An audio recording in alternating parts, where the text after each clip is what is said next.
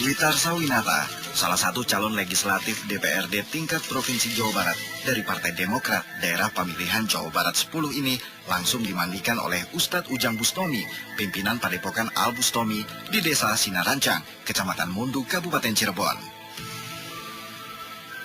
Meski hasil tabulasi suara pemilu belum final dan belum tentu juga dia tidak terpilih, namun Witarsa sudah kepalang stres. Gara-garanya, perolehan suara partainya tak sesuai target. Celakanya, di TPS wilayahnya saja tak ada yang memilih, apalagi di daerah lain. Mungkin begitu pikirnya. Usai dimandikan, Witarsa kemudian dibawa ke sebuah ruangan khusus. Doa-doa dipanjatkan.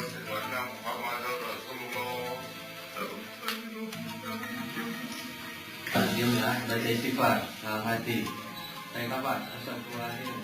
Ya itu sudah kategori depresi tingkatan 2, belum ketiga. Kalau ketiga itu kan mereka sudah galak dan sudah narkis, ini masih bisa disembuhkan insya Allah dengan terapi, juga dengan mereka suruh berzikir kepada Allah dan insya Allah tidak ada masalah. Intinya dia ikhlas atau gimana? Ya yang pada aslinya mereka, saya tadi katakan ketika mencalonkan itu tidak siap kalah dan tidak siap menang.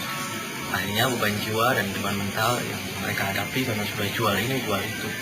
Dan mereka gagal, akhirnya mereka terlalu sedih yang berlebihan dan juga terlalu ketakutan yang berlebihan bisa mengakibatkan depresi. Bisa jadi akan banyak caleg seperti Witarsa yang tak mampu menerima kegagalan lantas mengalami depresi berat. Berkaca dari pemilu-pemilu sebelumnya, banyak sekali kasus seperti Witarsa, malah lebih parah lagi. Seperti yang dialami Heru Santoso, caleg Partai Hanura yang gagal pada pemilu 2009 silam. Sepintas memang tak ada yang aneh dengan pria ini. Namun saat dia mulai melepas baju, terlihat ada yang tak beres dengannya. Maaf-maafan, terlalu terpokok-pokok. Senang sekali kalau saya ikut wartawan. Heru sepertinya hilang akal setelah mengetahui namanya hanya meraih 3 suara berbanding lebih 250 suara yang diperoleh caleg nomor urut di atasnya. Bahkan polisi sampai harus mengawal Heru yang mulai meracau.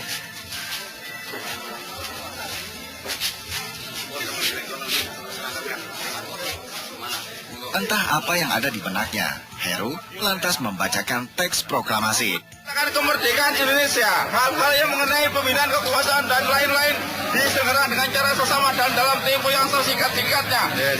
Mojokerto, tanggal 18 Medion kayak. Bagusnya, meski terlihat ngawur, Heru masih bisa mengendarai sepeda motornya.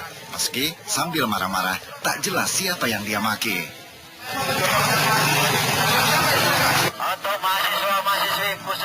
Sama dengan salah seorang caleg yang gagal dalam pemilu 2009 di daerah Jember, Jawa Timur ini.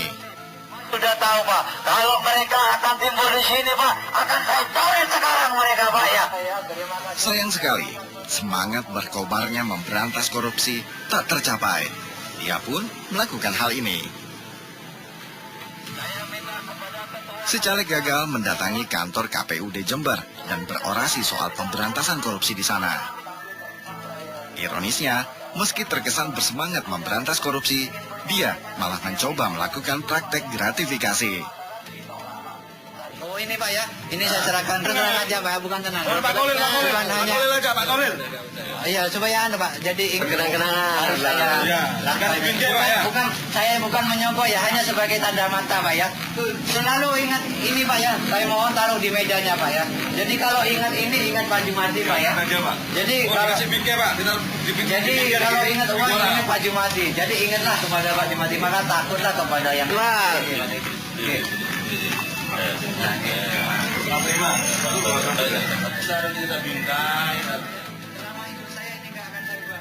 Ya, namanya juga stres, bisa jadi caleg ini memang tak menyadari apa yang telah dilakukannya. Nah, berkaca dari kasus-kasus itu, kini banyak tempat yang bersiap menangani para caleg stres. Mulai dari rumah sakit jiwa, rumah sakit umum, puskesmas, sampai pondok pesantren. Sebuah rumah sakit di Mojokerto, Jawa Timur, sudah jauh-jauh hari mempersiapkan pavilion khusus untuk menampung caleg stres. Di sini mereka akan dibuai dengan fasilitas mewah. Bahkan, bak anggota Dewan Terhormat Sungguhan yang sudah terpilih, para caleg stres akan dilayani oleh perawat cantik. Tapi itu tergantung tingkat depresinya. Kalau sudah agak sedikit parah, ada pondok pesantren di Tulung Agung, Jawa Timur yang siap menampung. Di sini, disediakan tempat khusus bagi caleg stres yang kategorinya sudah kelewat berat. Mereka akan dirantai seperti ini kalau sudah memperlihatkan perilaku destruktif. Tapi kalau sudah sampai ke tahap gila, rumah sakit jiwa yang pasti akan menampung mereka. Seperti yang dialami 17 caleg gagal di Papua pada pemilu 2009 lalu, yang terpaksa dikerangkeng di sebuah rumah sakit jiwa di Jayapura, Papua, karena divonis harus menjalani perawatan khusus. Demikian laporan tim Liputan Topik.